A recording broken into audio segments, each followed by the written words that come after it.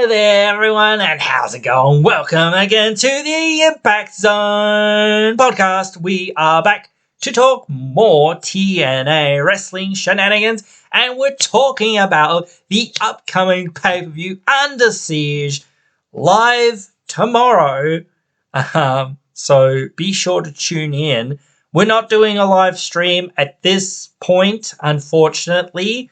I could do a live stream, but it doesn't seem like we're getting too much interest there in the live stream so far. So I'm not going to do them unless people are actually invested in them and want them. So yeah, I will do them if people actually want me like it. Otherwise, it's just fishing for people that might tune in and hoping for the best. But don't particularly want to do that. Anyway, we will have a look at what's going on. Now it's confirmed. Ace Austin versus Mustafa Ali. We pretty much already knew that. So now we've got to talk about this a little bit more detail, I guess, to an extent, because I didn't really talk about it in much detail. I did say that Ace would probably win and probably go on to face Ali. I don't feel like this is something that Ace needs to win. I don't think it is, really. Like I keep saying that we don't know how long Ali is going to be here, and sure, Ace is a great face, but I think he's a better heel, honestly, in many ways, and I think a lot of people know that. But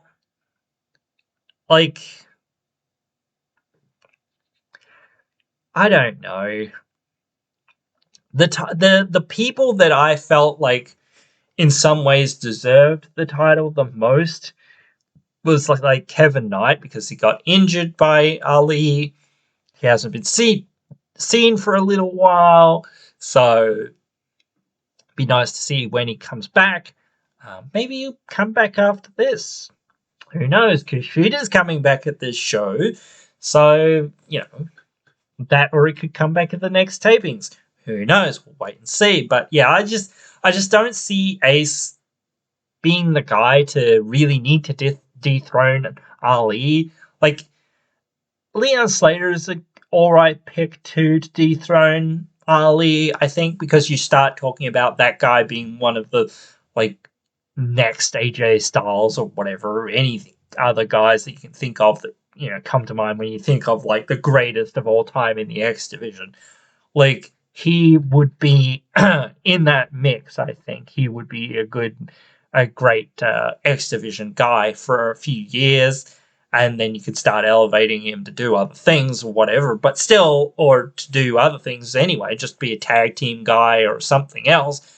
So, but yeah, I don't see there's not enough story really behind Ace in becoming the champion or whatever, so I just don't really see it. It'll be a good match, it'll be a good fight and whatever, but yeah, I see Mustafa Ali pulling this one out. So yeah. Now this wasn't confirmed, I don't really think. Spitfire versus Alicia Edwards and Masha Slamovich.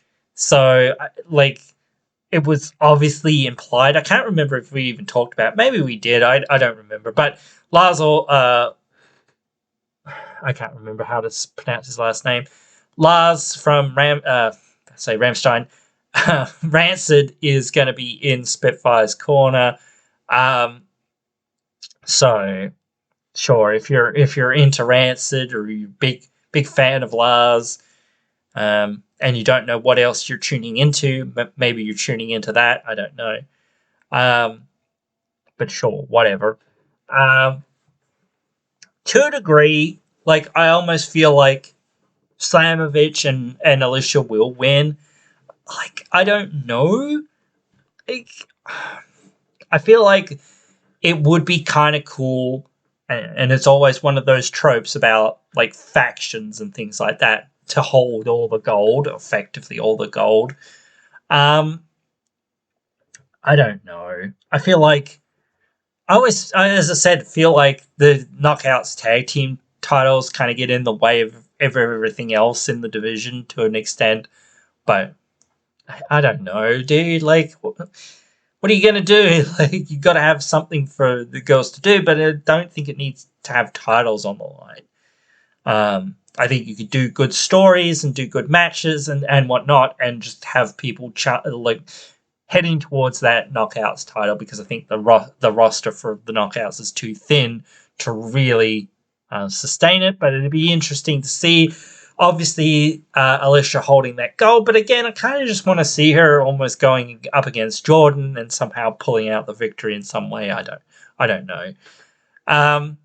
But yeah, I could see this. I don't know, but it still feels like that Spitfire have only really just won these titles. Again, it's tough because again, there's basically no one in that division anyway. For the most part, there's like 3 teams. Well, now there's 3 teams basically, and before there was basically like 1. So like it's tough, or yeah, I don't know. Like, what are you gonna do? You know, like, that's why I keep saying that maybe these titles are just like a noose more than anything. But yeah, who knows? Gresham returns and Gresham wins. Lol. Obviously, he's returning, like, and he's like a mainstay of TNA, sort of.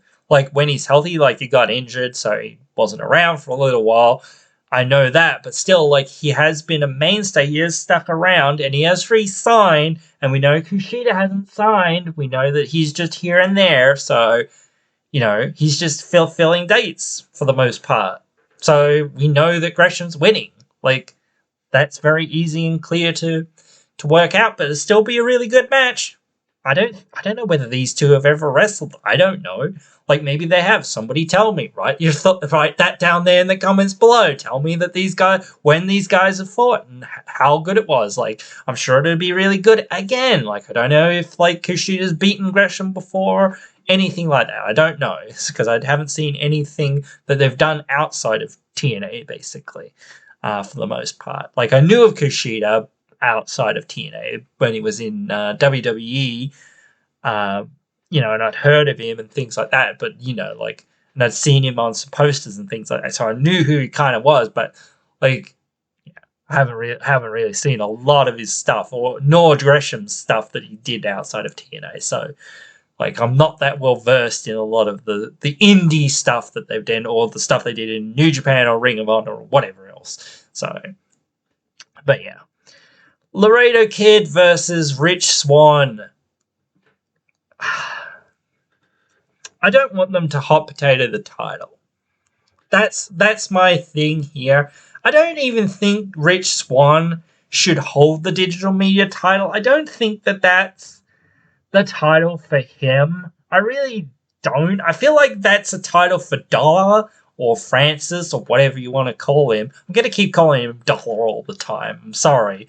But still, like, I mean, Francis is in his corner, so it feels like Laredo's against the odds. He could overcome those odds, but still, I don't know. It was kind of cool for him to get the title, but where's his story? Like, from now, like, he sort of achieved his story to represent his nation and represent for his family and all of that. That was cool. But where's that going? Like, he hasn't really been on TV. He hasn't had anything on the digital media to, like, promote, like, this whole thing, or what he's doing, or what's next, or there isn't a real feud between these two. So this is a very throwaway match. Like, the other matches that you could say, like, it's obvious who's winning, but it's not a throwaway match. It's not just a match for a match's sake. It's a match that has some, like, merit to it. Like, you could say Gresham versus Kushida. That has some merit to it because it's two guys, you know, that are very talented wrestlers. And again, I'm not going to take anything away from these guys. They're both very talented wrestlers, but there's no story there. Like, And again, Gresham and Kushida has no real story behind it except for the fact that Gresham is returning, and his return has been, promoted for the last few months or whatever it is. So again, he has that behind him. So obviously you're going to do something with him. So what else is on here? I don't know. Everything but that, and maybe a couple of the other matches has some sort of story. Like Ace Austin and Mustafa Ali doesn't have much of a story, but whatever, it has a story to an extent. But yeah, like a few of these other matches don't really have much of a story going on behind them, so I don't really see what's going on there with them and why they are and whatnot, sort of thing.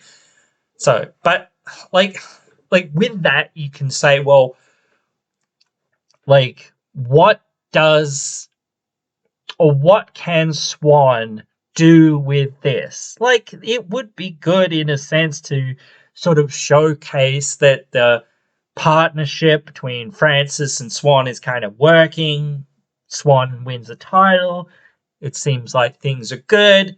And it almost feels like, again, I don't know, is Swan the final boss in a sense in the Joe Hendry story? Because that's, I think, where this could be leading. And it could almost be that, but I don't think it is. I don't know. To me, it feels like Dollar is the final boss in Joe Hendry's story, because I feel like this is what's kind of going to be going around. It's kind of like, because you've got to figure out other feuds that aren't kind of happening within us in a match to say, well, why are they doing this? They have to be going somewhere with this. So you have to look at the feud that the people are having, and Laredo hasn't got a feud because he hasn't been on TV. So in a way, he's just been a transitional champion. And yes, the hot potato in the title and all of that, but like sometimes that happens, and that's what you need to do. So I just don't see that Swan should be the one to dethrone Laredo, and I think that Dollar should be. That makes more sense. I think it makes the most sense. And then Hendry beats Dollar for the digital media title, and this could be like his last time winning it or whatever. I don't know, but then again, I don't feel like, or maybe he loses. I don't know. It's a good story, but still, like, he should really go after the world title, Joe Hendry, because he's amazing, and he's definitely upper, mid card to, main event material. Like I said on this last week's review episode, like he had the crowd in the palm of his hand in a very good segment, So him being able to do that, is testament to his ability, and a lot of people like the guy, and he's over, and people believe in Joe Hendry. So yeah, I can see it, developing that way, kind of. Same with like Joe Hendry versus Zachary Wentz. This is a nothing match that doesn't really mean much. For the most part, hasn't got much story behind it. But again, like anything in this, like it'll be a good match. That's it. Like like you expect like everything. This is building story in other areas. It's not just there's nothing here. They're trying to build this story, along this road. But sometimes you've got to have these other things in between to sort of go, okay, well, this is how we're getting there, So I fully expect Joe Hendry to win that. Their Havoc versus Ash by Elegance. Where's Rosemary in this? Because Ash has her concierge, and this is on the countdown, the pre-show, the kickoff, whatever you want to call it. Yeah, I don't know. Like, whatever. Cool. Maybe Rosemary's injured-ish slightly. Did seem like she took a little bit of a bad bump there in their match, but I'm sure she's okay, but she might just need a little bit of time off or something or whatever. So I don't know. This is not like this is like this. If this was Zaya Brookside, I think it would be more interesting, because I feel like that would actually be a main card worthy match or whatever. or a very good, match to have on the kickoff, countdown, opening, buy-in, whatever you want to call it, between those two, and that could simmer off their feud for a while. And I feel like Ash should win that. And I still feel like Ash should win this because it does feel like, she's on the trajectory in some ways to be one of the next contenders for the Knockouts title. She's been around the title for a long time, been at every match that Jordan's had for the last couple months. And I feel like they need to progress that story somewhat, somehow, and giving Ash wins is something they need to do. So it's just one of those things that, again, this is building that story. And, how else are you going to make her feel like she could win? You've got to make her look like she can beat anyone and pretty much everyone. But she can't beat everyone because otherwise, if you think, wow, she's beaten everyone, well, now what's she going to do? Because she's the champ and she just beat everyone. It's well, it's no one left to face. So, but yeah. No, I fully expect Ash to win that. FBI in action, since their opponents literally aren't even announced. I can probably safely say these guys are probably winning. Did they they just appeared last time, didn't they? And I think that was just at the tapings, wasn't it? The TV taping wasn't on the pay-per-view. They'll be facing some team that we don't know. I guess maybe the Good Hands. Who knows? That could be all right. I don't know.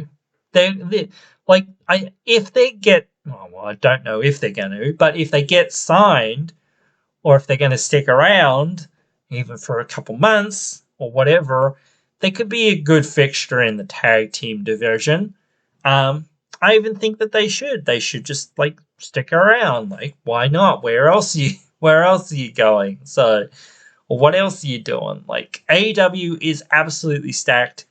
Mostly full of ex-WWE guys, but still, they're absolutely stacked.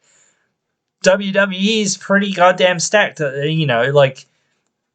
You could go to New Japan, I guess, or you could go on to the Indies and continue to basically make zero impact, on a more global stage. TNA and New Japan are the only international stages outside of AEW and WWE really that people would actually go, oh yeah, I've heard of those guys, so you get more of a household name more globally rather than just locally or whatever. Most people might know who these guys kind of are being on TNA, so this is their big opportunity to be starting to get those reps in and starting to be climbing that ladder and, all that kind of stuff in one company. And TNA is giving them a great opportunity to do that. So, I feel again, they almost have a rivalry with the Rascals already. So you could start doing something there with them at some point, but they're already in a match, or one of them's already in a match, so I don't really see that. So we'll have to wait and see who their jobbers are, because they were sort of jobbing last time. But the Good Hands are just classy jobbers. That and Raj and Shira or whatever. Oh, Champagne Singh, I should say, because he changed his name to Champagne Singh. But yeah, things like that. So it'll be something like that. But I'll be very surprised if they don't win. But yeah. That is that. I do feel this card isn't as stacked as the last one, certainly. But there is some good stuff here to be interested by and interested in. And we'll be doing a post-show, so we'll know all the stuff that went down after that. But I'm sure that there's a couple of matches that are going to happen on this show. I feel like Mike Santana should have a match. I feel Steve Macklin should have a match. I don't know, like what's going. Oh well, Steve Macklin does have a match, but like like you've got to have things going on, not just. I don't know. It's tough when you don't have all your guys or all your ducks in the row. So it is what it is. But it'll be a good show overall, and I'm excited to review it, watch it, and review it, and all the things. So we'll be doing that tomorrow. So be sure to tune in for that one. I hope you guys have enjoyed this one, and I hope you guys will join me in that one, or at least will join me again in another one.